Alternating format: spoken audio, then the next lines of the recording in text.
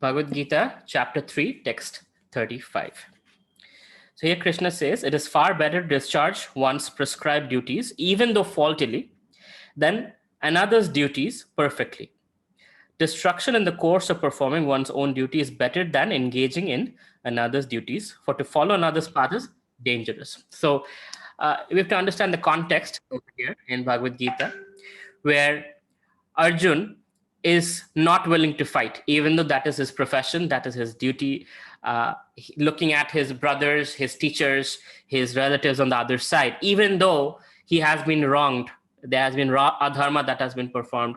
His wife Draupadi was, tried to be stripped naked and all of that. That has been done. So he has the right to fight and make the rights wrong. But still, he is saying, no, thank you. I want to run away from here. I want to go to the Himalayas. So a lot of times people think spiritual life is about escapism. And I think from here we can see in Bhagavad Gita that it's not. It's actually we are the ones who face the problems of our lives directly, right? Head on, rather than hiding under intoxication, hiding under sleep, hiding under, that's really escapism. The way that material life teaches one to deal with problems. We as devotees of Krishna, as students of Bhagavad Gita, we take care of things head on. If there's a problem, we pray, we humbly request Krishna to give us the intelligence, the ability, and then we do what is required. The effort and the mercy go hand in hand. It's important to understand it's not just Krishna's mercy and prayers. So one cannot just sit at home and pray and hope things will become right. It's Krishna's mercy along with our own effort. Both go hand in hand to solve our problem. So we have to do what we are meant to do.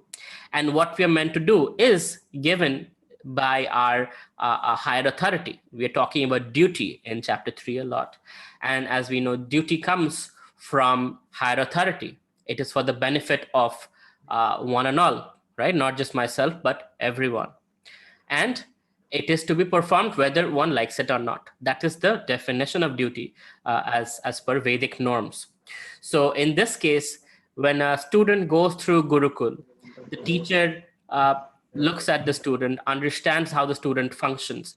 And according to the psychophysical nature of the student, the guru or the teacher prescribes that this might be a good profession for you, right? In my case, my guru mentioned to me that I'm a combination of Kshatriya and Vaishya. Even though by birth, I'm born in a Brahmin family, but my birth, my psychophysical nature, according to my guru, is that of a combination of Kshatriya and Vaishya. Because I have always been in leadership positions, I'm an entrepreneur, and I'm okay doing both of those roles somewhere form.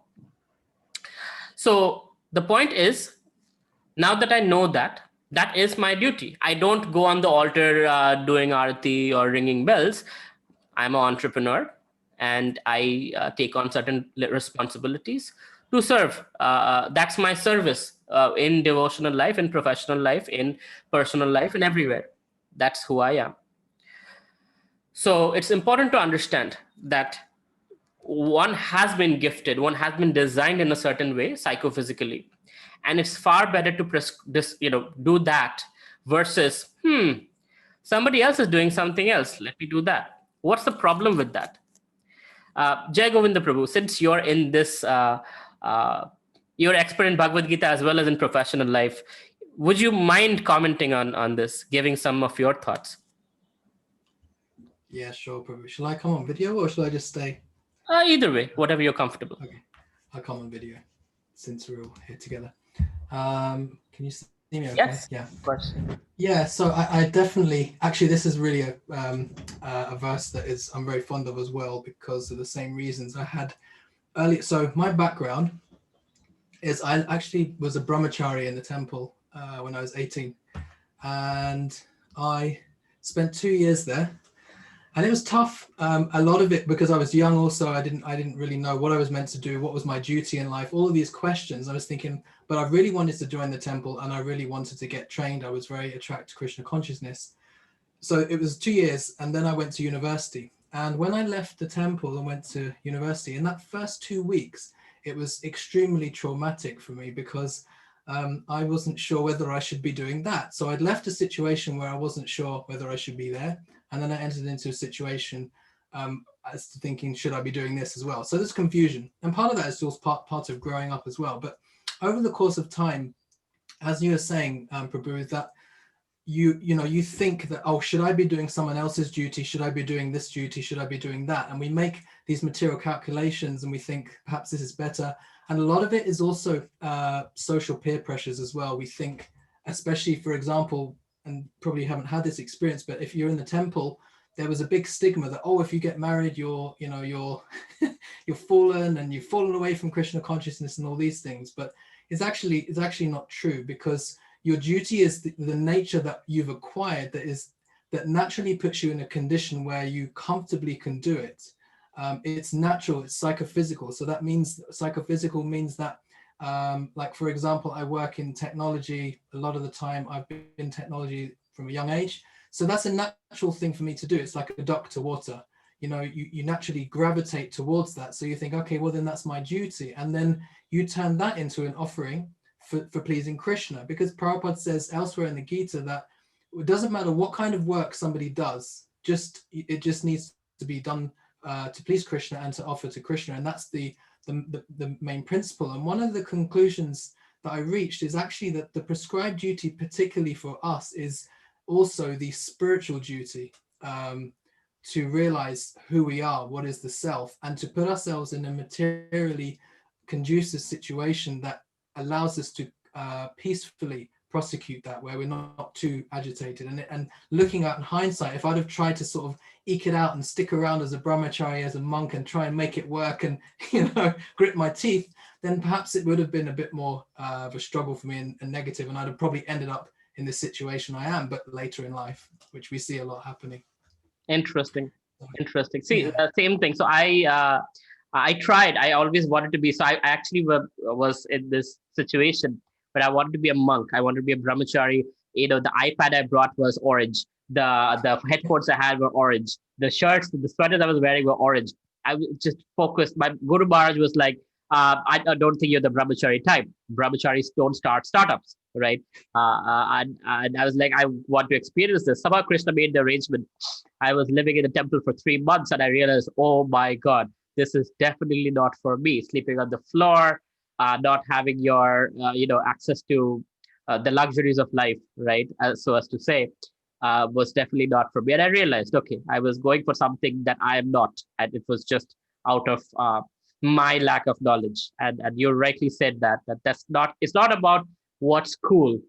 It's not about what looks good. It's about psychologically and physically how you're designed, aligning that and making that a vehicle in reaching Krishna, right? Am I right, Prabhu? Would you agree?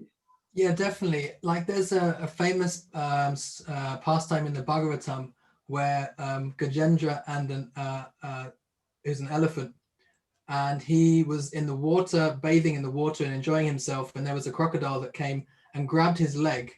And in that, there's a whole description of how Gajendra surrendered to Krishna in that troublesome situation. And Srila Prabhupada writes in the purports that he was not in a natural position. When he was in the water, he was in a position of weakness, and the alligator was in a position of strength. So therefore, although the elephant was stronger than the alligator, because he wasn't situated, the alligator sucked his powers and depleted his energy. So then he lost the fight and therefore surrendered to Krishna. And Prabhupada says that, and again, coming down to marriage, that actually, even if one is not able to fight, because we're in a fight against the material energy to try to come out of it, if you're not able to make it in the temple, then you should get married. But as long as you're in a position somewhere where you in a position of strength, then make that adjustment so you can carry on your fight. So Arjun's in a fight here, so similar thing. There you go. Beautifully spoken. Position of strength. I think that's exactly the right word for it, because yes, it's something might look very glamorous. Like we are all entrepreneurs here. Almost all of us are entrepreneurs here. And sometimes we feel, sometimes a lot of people want to be entrepreneurs. We call them entrepreneurs, right? And it's not meant to be. It's not something that you might thrive in. And somebody has to tell you that, right? And what happens is, wanting to be an entrepreneur, one ends up losing sleep, losing, complete, like, it's a lot of trouble one goes through and realizes, oh my God, this is not meant for me. I'm better off having a safe life. I thought entrepreneurship means I get the Ferrari in the first 3 months, but where is that Ferrari at the private jet and whatnot, right? So, that's what I think. That's where we can understand the where is our strength and be there. That way we can align our passion, our profession with devotion, and we can thrive no matter what vehicle in life we use to traverse towards Krishna. Okay, cool. So I'll go through the purport a little bit. Spiritual duties are as ordered by the spiritual master for the transcendental service of Krishna. But whether material or spiritual, one should stick to his prescribed duties even up to death, rather than imitate one's another's prescribed duties. So, prescribed duties, what that means is really that somebody, just like a doctor gives a prescription. If we get normal fever or whatever, we might go to the store and get paracetamol or whatever, right? But generally, when there is a deep enough problem, an expert physician gives a prescription, and those medicines are not available freely. They are only available upon prescription. So similarly, making career choices, marriage, where you get your, buy your house, what car you buy, these are all really big defining moments in our lives. And these choices are choices that define how easy or hard it is going to be for us to pursue our path of self-realization, our path towards Krishna. And so it is important we take guidance, we take Vaishnav guidance when we're making these decisions. So, Prabhupada is saying one should stick to prescribed duties. So that means somebody gives a prescription and we stick to that, right? I'm thinking if I should share some more personal stuff, personal stories, but maybe I should. Maybe not, because not all of you know me so well. But to give you an example, generally speaking, people think that when you surrender to a guru, right, it means that the guru takes over your life. It's not so. So prescribed duty or guiding you, it's basically somebody who's there to guide you. For lifetime after lifetime, we have been going in the direction we want to, and we are jumping off the cliff, and nobody's there to tell us, hey, Prabhu, you're going in the wrong direction. So spiritual master is somebody who's like, hey, you're going in this direction, be careful. Here are some pitfalls. So when I was in the US, yes, I was featured on many news media and whatnot. I was a pretty well-known entrepreneur. Coming to India, it became a little bit more mass. So there I was known in the entrepreneurial circle, which is a much smaller circle than the mass media. Here in India, after I came, after getting featured and everything, social media platforms and whatnot. So there was a lot more mass appeal that came. And I'm very grateful that my mentor actually watched that I'm growing as an influencer. And he said, Ajita, Avelo, my spiritual name is Ajita, like, be careful. Here comes the pitfall of intoxication, of pride. Don't get puffed up. Here is what will happen. And he gave me something very wonderful. He said, here is what will happen. People who get a little bit accolades from the general mass, they get addicted to that. And their world surrounds around people cheerleading for them. As soon as that cheerleading pauses, they feel something is missing in their lives because their life is not dependent on other people's appreciation and glorification. So, and this was very helpful. This was 3-4 years ago, and today, whatever little bit I have, I always contemplate on those words, and I'm like, this is not what defines me. And now that I'm known more so, there's a lot of negative things also that come by me.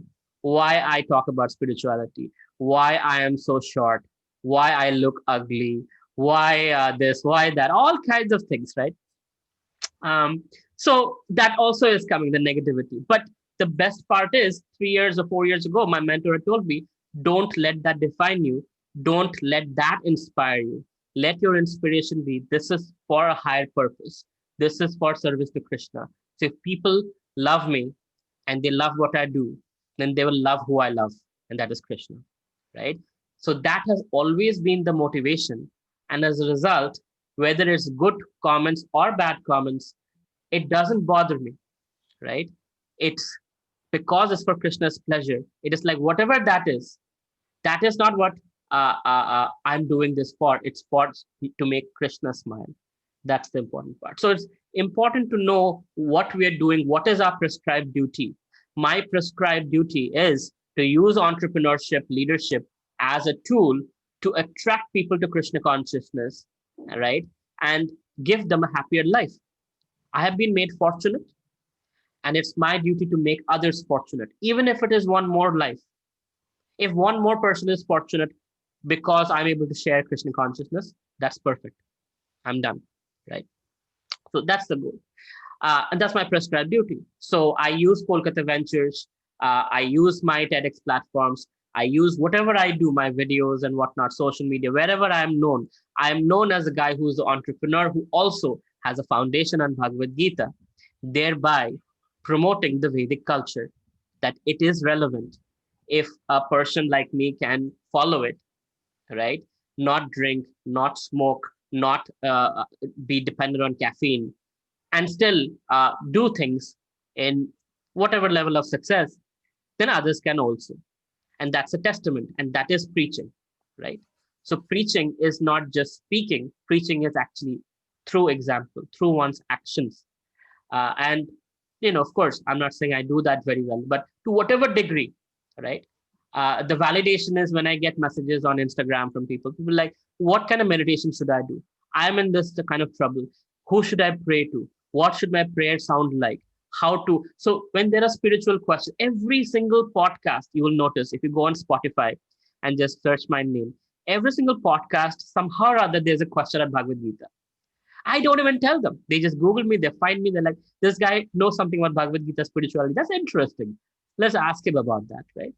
And that's fantastic. So that's my prescribed duty, is whatever I have, using that to serve Krishna. So in Arjun's case, he made a very important point for all of us, that he is a warrior. He is killing people, right? And we generally think, oh, non-violence, all good, and everybody's happy and all of that. Yes, but violence has its place, and it can also be used in service to Krishna, as long as it's done for dharmic purposes. Just like if the police in your city were to give up their weapons, there's going to be mass murder, loots, this kind of stuff, right? Even in the US, when Hurricane Katrina happened, I very clearly remember police couldn't reach places and people went crazy. It was like wild. They were breaking down shops and looting and plundering. These are educated people, right? They completely went wild without law and order in place. So law and order actually keeps us civilized, without which, so violence has its place. Guns have its place. Of course, what the police does, brutality and all that, I'm not supporting that. Don't get me wrong. But what I'm trying to say is everything has its place when it's rightly used. Internet has its place when it's rightly used. Internet can be used to save lives, right? Internet can be used to rob a bank. The point is, we have a choice. But, His Holiness Radhanath Swami very beautifully says, guided missiles by misguided people, right? So we can have the right tools, but if the people are misguided, then those tools can be heavily misused, which is happening, right? One of my mentees, he's a very big scientist in the US, and to him, he was like, why do we care about philosophy? Why can't we just focus on science, and just build things? I'm like, well, here is what happens.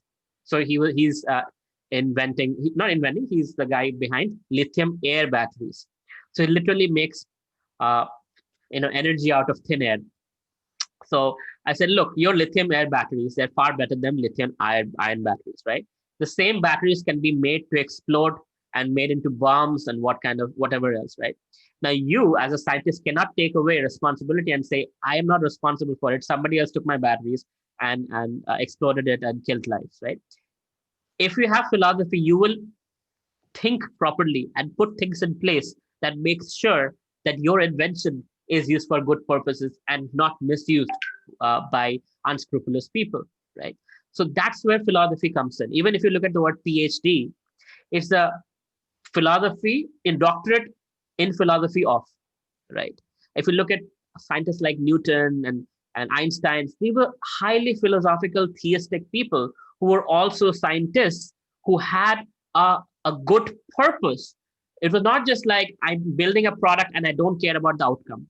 It was building a product or building a innovative a principle with something good in mind for the higher good for humanity, right? So that philosophy aspect is very important. And that philosophy aspect is teaching us that when we are posed with a difficult situation, we should not just quit and run away and do something else.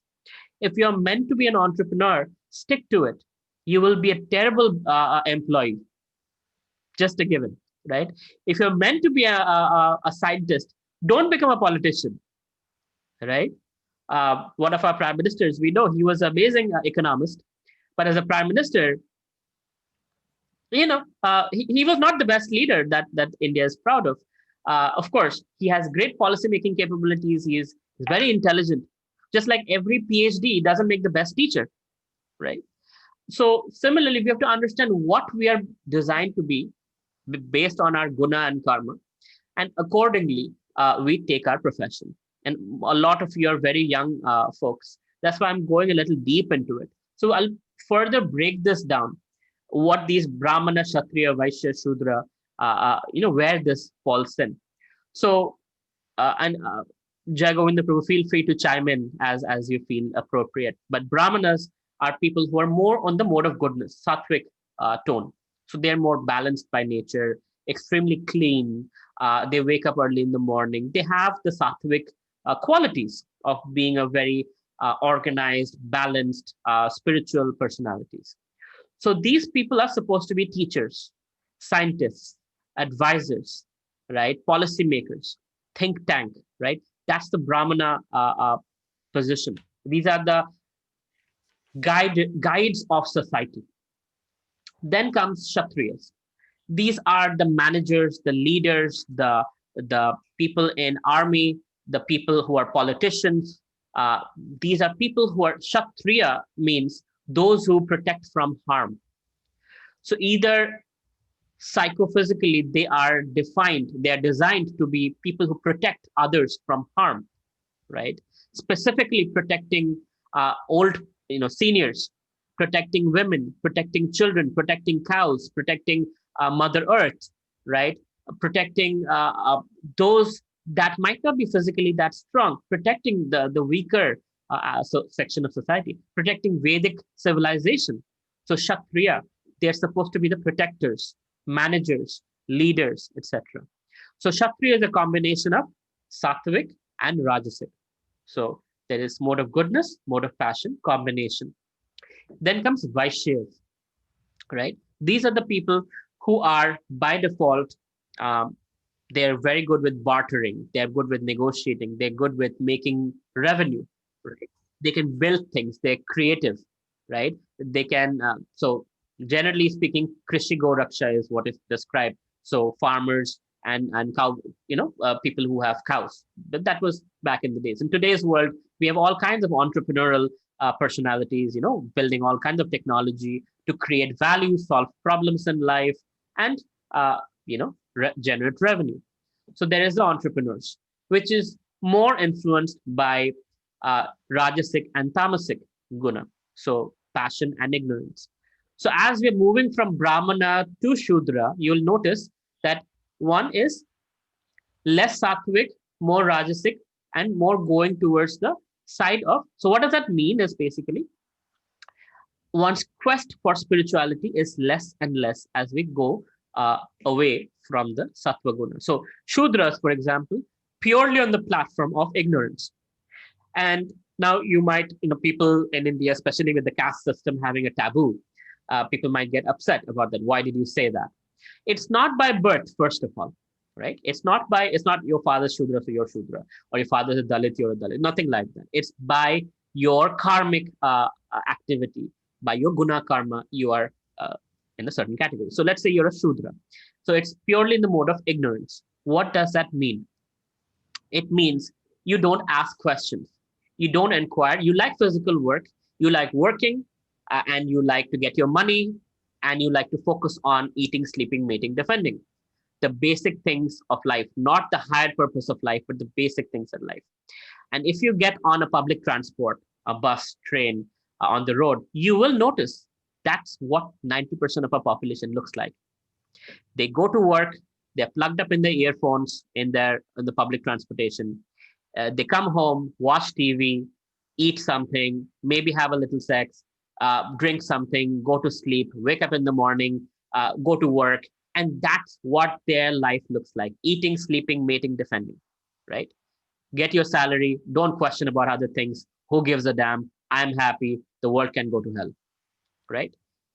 So the sense of inquiry is less on the ignorance platform, the uh, Sattva Tamaguna platform, right? That means what kind of food habits would be things that keep you in the mode of ignorance. So alcohol, drugs that make you more lethargic, that makes you more sleepy, meat, things like that. Rajasic, high energy, but still lesser, right? Questioning spirit. So creativity is there in the Vaishyas. The Kshatriyas, there's high energy, leadership, let's do it, let's get things done, right? But less time for spirituality. And the Brahmanas, they're more into questioning life, researching, finding the truth, finding the answers. So in the higher pursuit of life. So this is how the system has been defined, and you will see soon in chapter 4, Krishna says, Chatur Varnam Maya Srishtam Guna Karma Vibhagasam, right? So according to this, now one who understands this very well, the guru, the teacher, he tells you, okay, you know what, in your career, you'll thrive in this category. So it's better off you go in this direction, you go to college, take this major, and you'll be better off. Whereas the counselors, so-called education counselors, what do they know about you? Nothing. They're getting paid some small amount of money, and they're going to look at you and be like, here are your options, here are the colleges, this is what you do. But in the proper system, the Gurukul system, somebody watches you, who loves you, who sees you grow up, who sees how you interact with others, and accordingly gives you. This is what you would thrive in. So Krishna, being the loving teacher and friend of Arjun, is telling Arjun, even if you go there in the Himalayas, you won't be happy. Better fight here. And even if you die or you lose, you'll be glorified for being a Kshatriya. But if what will you do by winning, being a beggar there? You'll not be happy. So this is what you're meant to do. Do your duty, be here, fight this war. This is what you're designed to do, right? And eventually Arjun understands and he does that. So the important part is Arjun wants to be something he's not. He wants to be a beggar. He wants to be a Brahmana. He wants to be a mendicant in the Himalayas. He won't be happy. That's not what he's meant to be. Like telling me to be a sannyasi. Good luck. I'll die probably. I'll suffocate myself. Not meant to be, right? I am a Rajasic guy. I'm a guy who thrives with doing things, creating things, people. Austerity is not my cup of tea. Just look behind me, right? I'm a complete show-off narcissist. I even wear t-shirts with my name on it. People gift it to me and I wear it, right? So I'm not a humble person. So, but do I have hope? Can I be in Krishna consciousness? Yes. Yes. Right? So we're all different in our own ways, but we all have our place in Krishna consciousness. Jagavinda Prabhu, it seems like from your face you want to say something. Please go ahead. So it's really nice. It's lovely to hear what you're saying. This caste system, not the caste system as it's called in India now, but this system that Krishna's created, the Varna and Ashram system, it's the Brahmana is like the head. It's like a body. The Brahmana is the head, so that the head gives direction. The head is the brain, and the head gives vision and direction. The Kshatriyas are the arms, so that the Kshatriyas get things done and protect this. The Vaishyas, they're compared to the stomach, so the stomach nourishes the whole system, and the laborers or the Shudras are the legs, and they support everything. So everything has a function, and you can't say in a body that the head is more important than the arms. There's no distinction. The body, the collective sum is the contribution, not the individual parts. So if there's any insecurity that we have in thinking, oh, I'm a Shudra, and because I'm Shudra, if I look at my from a Western background, right? So everyone in the West is pretty much a Shudra, because in the Bhagavatam it says that we're born as a Shudra. Everybody actually in this age, because it's the training that is required, like you said, the identification of one's qualities, and then the training in those qualities that then determines what part you play in the overall body. But it's still a contribution. We're a small spark, small cog in an overall wheel. So there shouldn't be any insecurity. I remember with my in my youth with my Indian friends, and they'd always have this discussion and say, I'm a Shudra, and how could I become a Vaishya if I'm a Shudra? And they'd have this whole thing of it's like a promotion, It's not like that, actually. Krishna is equal to everybody, and he's just, as you said, Prabhu, that the prescription is there. The medicine, we have a particular disease, and that's the body that we have has a particular function, and it has a particular ailment that needs to be cured. And the cure for that is to use that very same body that we've been given in connection with Krishna, and then it becomes purified. So if Arjun was to fight, if Arjun was to run away from the battlefield and go to the Himalayas, he would only be thinking of one thing: I need to have a fight with somebody. Because like you said, if I was to go to be a sannyasi, you'd be thinking of, as a sannyasi, you'd be started thinking, oh, let's create some spin-offs and let's monetize the sannyasa ashram or something like that. You'd be thinking of all those things, because that's how you're wired. So it would be a completely artificial situation. And when you do that, you misuse the function of that particular designation. Like as a sannyasi, you're not fulfilling what that job is. So you actually neither get the benefit, you get actually no benefit. You don't get the benefit of monetizing sannyas ashram, because it would be sinful. And you don't get the benefit of being in a sannyas ashram, because you're not playing the role. So then you become nowhere, and you don't get purified. And actually, on the contrary, probably this comes later, on the contrary, you actually become more in bondage, or more entangled and further away from the spiritual path if you deviate from your particular things. Why Krishna says in the verse that to follow someone else's path is dangerous, because you're taking the wrong medicine. So if you take a medicine, if you have one particular ailment and you take a different type of medicine, it can make the ailment much worse. Correct. So you got to take the right one. Okay, cool. All right. So very interesting topic. I wanted to see if you guys had any questions. You can unmute your mic and ask. Yes, Mr. Venkatesh. I have one. Please go ahead. You get into arguments, people talking about, those who are Muslims and the Christians who do this mass conversions, they put the blame squarely on this Shudras and stuff like that. So I got into an argument with one of my friends who happens very close friend, who's a Muslim. But I said, well, you have no examples of, I said it is by birth. So there is no concept of this. And he said, give me an example. I said, Veda Vyasa was born in a fisher's family. Even Krishna is from Goshala. He was taking care of cows and stuff like that. So he's not a Brahmin or anything like that. So I gave a couple of examples. I put him on mute and I escaped. But fact of the matter is, this comes again and again in every way. So if you both can have, a defense mechanism, which is like, even I can counter that question saying that if you look at Karna, for example, in Mahabharata, in the time of Krishna, he suffered humiliation right through his life, though he was by birth a Kshatriya, but categorized as a Shudra or whatever. So it turned out to be, and he was not given what was his share, and he was true to being a Kshatriya. He was fighting, though not for the right reasons. So how do you defend this? This is something which comes across, because it happened to be this topic. This is something which we encounter every now and then, and a proper defense mechanism to shut them up will help a whole lot of. See, the goal is not to shut anybody off, because you cannot shut people up. If they want to find faults, people will find faults no matter what. Okay. I gave a seminar in US called Caste System in America, and a lot of people came, and Americans especially, they were like, how can you say caste system in America? I'm like, because just look at it. You have the leaders, the administration, right? There is the advisors to those leaders, who are the Brahmanas. There are the entrepreneurs. And then there are the Shudras, who are the working class, who are getting salary. So caste system is everywhere because Krishna made it. He says, Chatu Varnam Maya Srishtam. I have made this, right? This Chatu Varnam. Guna Karma Vibhagasa. Based on guna, what mode of nature you're in, and karma, your activity, right? Your qualities, your activity. So guna karma vibhaga. So based on that, I'm giving you the caste system. So if God has created something, it's there universally.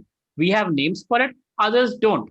But whether you recognize it or not, it is there in everyone. Whether you're Hindu, Muslim, Christian, Buddhist, doesn't matter. There is caste system. Even in an organization, in a religious organization also, there's going to be the managers, the leaders, there's going to be the advisors, there's going to be the fundraisers, there's going to be the people cleaning the floor, right? So it's everywhere. So it's not just a Hindu thing or a Vedic thing, it's universal. It is a Vedic thing, sorry. It is a Vedic thing, but not by the birth part. I mean, I would love to see where you see the birth part, but Krishna and Bhagavad Gita, which is our main book. This is what Bible is to Christianity, Quran is to Islam, Bhagavad Gita is to Vedic Sanatan Dharma. And according to Bhagavad Gita, Krishna is saying it is not by birth. It is by guna and karma. Now, if there has been misinterpretation of that, of course. So are we going to say every Muslim is a fundamentalist and a terrorist? Are we going to say every Christian is a, whatever else? So there's, every religion we can say. Is every Buddhist a monk sitting and meditating? These are stereotypes we have in people's minds, but that doesn't mean the truth.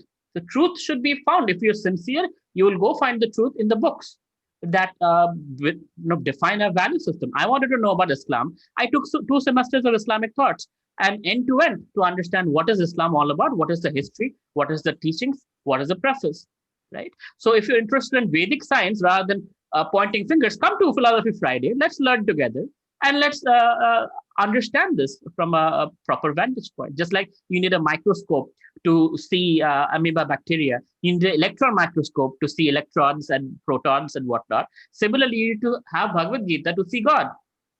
You cannot just be outside and be like, got something, gotcha, I'm going to make a social media fight over this. Yeah, sure, go for it, waste your time. But if you're sincere to know about it, come, let's look through the scriptures and things will be very clear. So I think it's important to just repeat Krishna's words, Chaturvarna Maya Srishtam. I have created these 4 systems and it exists universally. Once you give that, then it's very clear, right? There's no question, there's no maybe, probably, anything like that. Just search it, Chaturvarna, on Google, and you'll find the. Jai Govinda Prabhu, do you remember the verse? Which verse? Chapter 4? I'll just look it now, actually. 413. 413. So just memorize that verse. Anybody asks about caste system, just blurt it out.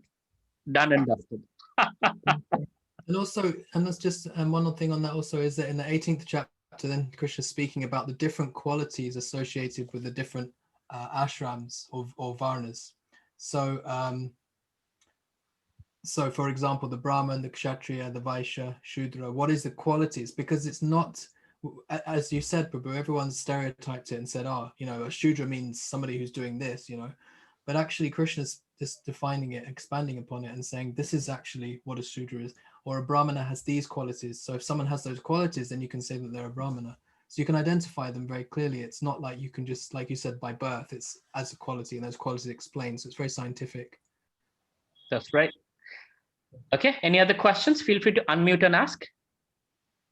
Yes. Sir, if Krishna invented the Varna system, so in Bhagavad Gita, somewhere I read that he didn't wanted to mix up all those Varnas, right?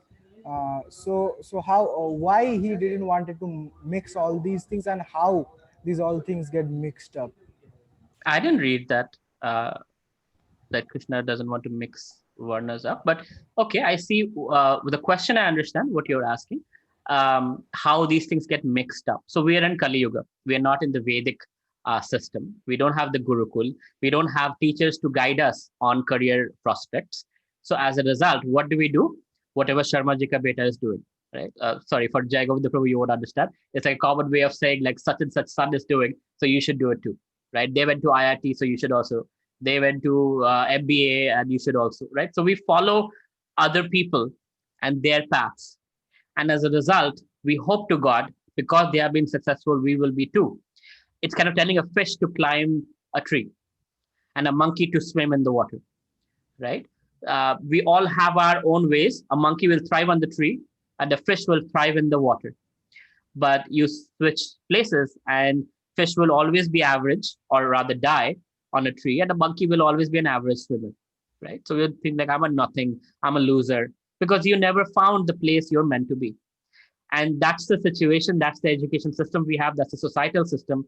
We have decimated the Vedic way of doing things. As a result, there is no job satisfaction, there is no satisfaction in family life, and people are unhappy. And they try switching jobs every 6 months, every 2 years. They try switching wives or husbands every so often and hope they'll find happiness. But unfortunately, that's not the case. So it's just a matter of being in Kali Yuga, that, unfortunately, there's nobody to guide us in a proper system, and nobody opens this book to read it. And so in a society that is blind, what happens when a blind man walks around, right? You cannot see, you get stumble here, fumble there, you hear something, you think, maybe I'll try this, maybe I'll go there. And that's what our whole life is. And one day we die, right? That's why the problem. But as we are fortunate, we are in the Vedic system. And, for many of you, I have been there. You can find somebody else also who has some knowledge in spirituality, who can guide you in your life in making important decisions. And that helps us to find who we are and where we will thrive, rather than try to copy somebody else's lifestyle and be that. Does it answer, Prash?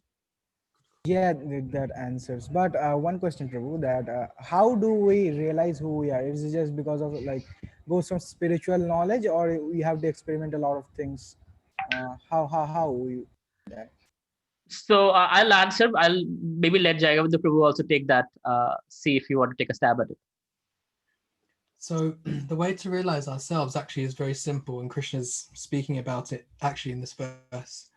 If you do your prescribed duty and don't worry too much about what that duty should be, but take guidance from the Shastra with knowledge, as Krishna is speaking in the Gita. If you read Gita cover to cover and all the purports and understand, and get the right guidance on the Bhagavad Gita, you will actually automatically understand your identity. What is the purpose?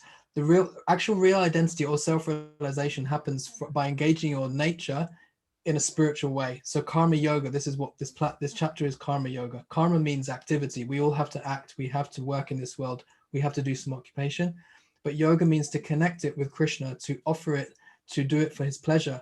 And the better we do that, the more we do that consciously, the more purified we become. And that process of purification actually reveals the self, reveals actually who we are. And Krishna in the next chapter, in the 4th chapter, says that it's like in the nighttime when the sun comes up, then everything is revealed and you can see everything very clearly. So in that way, if you do your yoga, if you do your dharma and you do it in connection with Krishna, then the revelation will actually automatically come. You don't separately need to seek out for it. That's the beauty of karma yoga. That's my understanding. All right. I'll give a little different way of answering that. So Prayash, I know you're in the journey of trying to become a life coach and whatnot. And so what I have seen is self-discovery is by trying out various things, right? So I have never taken a class in marketing, but through my services in ISKCON, through my entrepreneurial ventures, I've always seen, it took me 8 businesses to figure out that I've always been the guy who understands branding and marketing really better than most people. And now I know that's my strength. Psychophysically speaking, that's my strength. In ISKCON, I am marketing advisor in Europe as well as North America and parts of India, right? In a lot of my businesses, the branding, marketing, I take care of personally myself because that's something as a gift, I understand it. So Prayash, your age is of that of exploration. You explore various things, right? And eventually you realize this really I'm good at and I'm better at it than others. So let me grow my skills in this direction. Let me learn, let me educate myself in this direction, and let me become the best at it because this is what Krishna has gifted me with, right? So to give an example, in ISKCON, for example, there are many services that one can do in a temple. It can be anywhere from pot washing to doing arati on the altar. And I have had the great fortune of doing a lot of those services, from pot washing to even arranging people's shoes outside, welcoming guests to the temple, right? Managing gift store, uh, uh, and being assistant pujari, literally getting all the things paraphernalia ready. So, order, even cooking for Krishna. So I've done all kinds of services, and of all the services, the one that I really thrive in is preaching and marketing Krishna consciousness to those who are absolutely brand new to it. And that's where I found out, this is something that I have been gifted. And it took all of those explorations. So I cannot say that I've not tried everything. I've tried all different services, but I found this. Same thing with business. I've tried consumer electronics. I've tried artificial intelligence. I've tried food. I've tried all kinds of businesses. But then I love education business. In Kolkata Ventures, I get to educate people on entrepreneurship. I am a guest lecturer at multiple universities in India, US. I love teaching. And that's my calling. I'm like, I never realized. Actually, before India, I never realized I'm actually, I love teaching. But hey, after doing it, I realized this is really satisfying, right? And people give good feedback from like, maybe I'm good at it, right? So being a teacher, mentor, all of that, I realized this is what, maybe this is what I'm meant to be. And it took me many things, many explorations to come to this conclusion. Of course, my mentor has been telling me forever, Avelo, why don't you teach at universities? Why don't you mentor people? I'm like, I don't have a PhD. How can I do that? But now I know he was right all along. So even if people are guiding you and you have prescribed duties, sometimes you don't realize it, right? But unless you do it, then you realize, this is what it is, right? Like when I met you, Prayash, I told you, don't be a life coach yet. First, do something in life, then help other people figure out their lives, right? And you didn't like it. I remember you didn't like how I said it. But later on, you made a LinkedIn article about that how I told you that was, that made you rethink everything that you did thereafter. So that's the thing. It's self-exploration, trying different things under guidance. So the guide might tell you, this is where you are. You're like, I'm not convinced. But then eventually you'll come to the conclusion, like, you know what? Now I see it. Okay. And that's great. Take your time. Don't rush it. Because if you rush it, you'll be like, I'm living somebody else's dream. I'm not sure I'm meant to be this or meant to be that. And you might be blaming somebody else because you're not satisfied. Far better when you explore through all things and you come to the conclusion, yes, this is what is meant to be. And I think this is what gives me happiness. This is where I thrive. There's the fish in the water kind of thing. Does it help, Prash? That's absolutely wonderful, sir. Okay. Who else? Any other questions? Any other? Hare Krishna, Prabhuji. Hare Krishna, Ragni Mataji. Yeah, I have a small doubt, Prabhuji. It's like only Shudras, Vaishyas, and Kshatriyas and Brahmins, you told me, right? And if Shudras will follow all these 4 regulations and principles, and if he's being in Krishna consciousness, does he become Brahmin, Prabhuji? And also, because nowadays I'm seeing so many Shudras are following like not eating non-veg and all, and whereas Brahmins are eating veg, non-veg and all. So what's the difference both of them? If the Shudras will follow these all principles, will they become Brahmin? Will they become purify and all? That's my question, Prabhuji. Sure. So the position of Brahmin is not about externals. It can be, but it's more about the consciousness, the internal. So according to Srimad Bhagavatam, even a Chandala, who is a dog eater, that means somebody who's out of the caste system, even below Sudras, right? So a Chandal can be made into a Brahmin by proper training. If one becomes Krishna conscious, if one is chanting the holy name, following the 4 regulative principles, and has upgraded themselves consciously, they can upgrade from out of the caste system, like an outcast, to a Brahmana. Absolutely, no questions asked.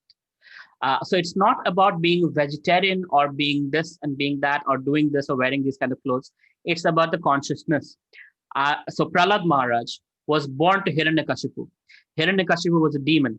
right? Who hated Krishna, who hated anything about Vishnu, who calling himself God. And his son was the best among devotees. So, because he had Guru, Narad Muni, who had spoken about Bhagavatam, and he heard that in his mother's womb, and he grew up to be a Krishna conscious person. So the point is, yes, they can be guided. People can be, so like Jai Govinda Prabhu said, Kalo Shudra Sambhava, we are all born as Shudras in Kali Yuga, right? And with proper training and nurturing, with education, one can be uplifted to whatever else one is meant to be. But one does have the psychophysical nature, right? So you might think that, okay, I give you all the education, but the person might not choose to be Brahmin, might choose to be a Kshatriya, might still have the tendencies of a Shudra. So the consciousness is there.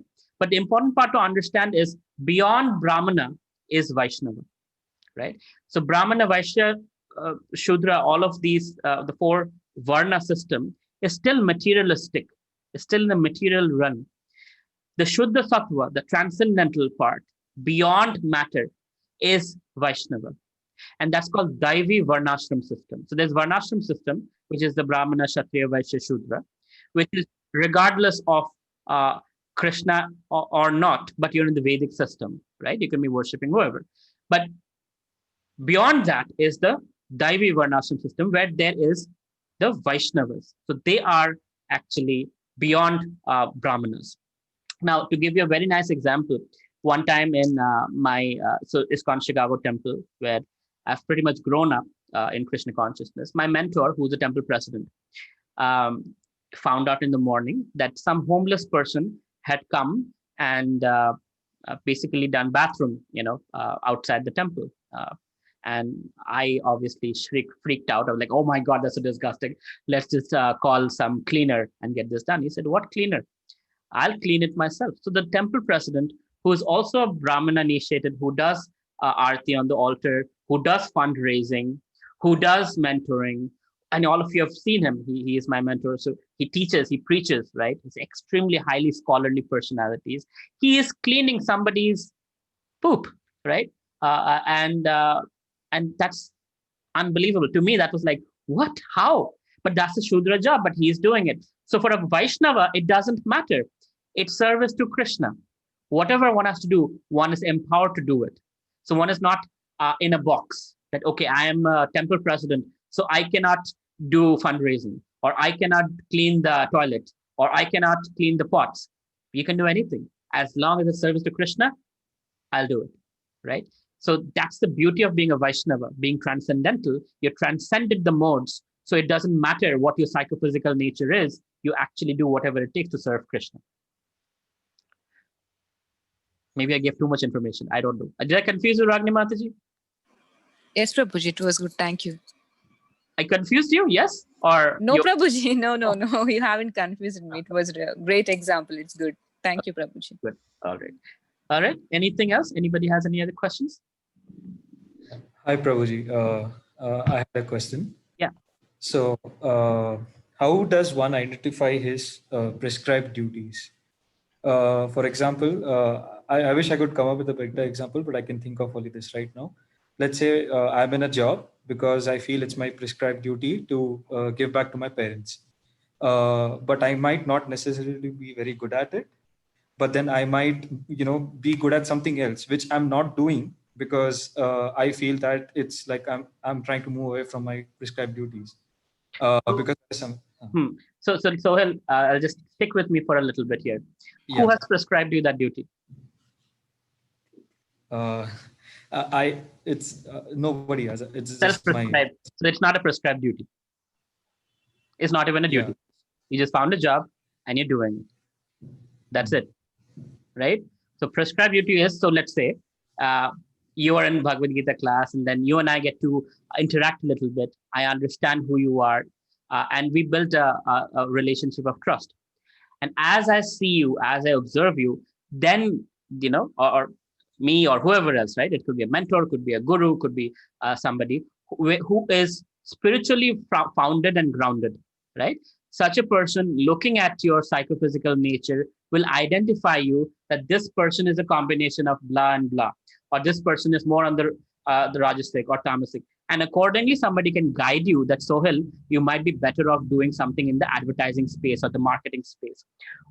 You might not do so well in operations, right? So, for example, I have a very unique position because I have some knowledge of Bhagavad Gita and I have some knowledge of corporate lives. So I get to tell people, here's an opportunity. Have you thought about that? You explore that. And generally speaking, people thrive when they go in that direction of the career.